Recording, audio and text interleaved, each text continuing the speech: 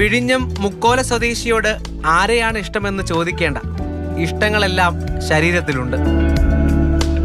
രാജ്യസ്നേഹം നെഞ്ചിൽ പതിച്ച് മത്സ്യത്തൊഴിലാളി വിഴിഞ്ഞം മുക്കോല സ്വദേശി ജോണാണ് തനിക്ക് ഇഷ്ടപ്പെട്ടവരുടെ ചിത്രങ്ങൾ നെഞ്ചിലും മുതുകിലും ടാറ്റു ചെയ്ത് തന്റെ അടങ്ങാത്ത രാജ്യസ്നേഹം വെളിപ്പെടുത്തുന്നത്.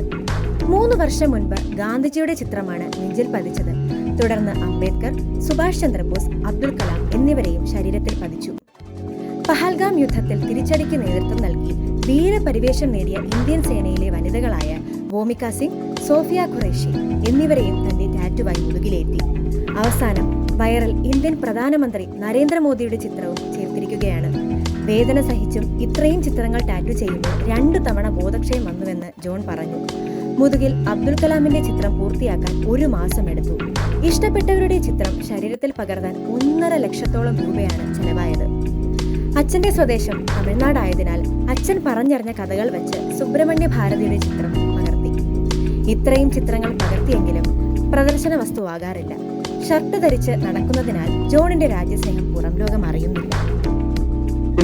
ഇന്ത്യൻ മോദി അടിച്ചിട്ടുണ്ട്, ഇടതില് ഗാന്ധിജി അടിച്ചിട്ടുണ്ട്, ഇവിടെ ഭാരതി അടിച്ചിട്ടുണ്ട്, ഇവിടെ സുഭാഷ് ചന്ദ്രബോസ് അടിച്ചിട്ടുണ്ട്, ഇവിടെ ഡോക്ടർ അംബേദ്കർ അടിച്ചിട്ടുണ്ട്, കുറുക്കില് എ.പി. അബ്ദുൽ കലാം അടിച്ചിട്ടുണ്ട്. പിന്നെ 2 പെണ്ണുങ്ങൾ പേരറിയില്ല.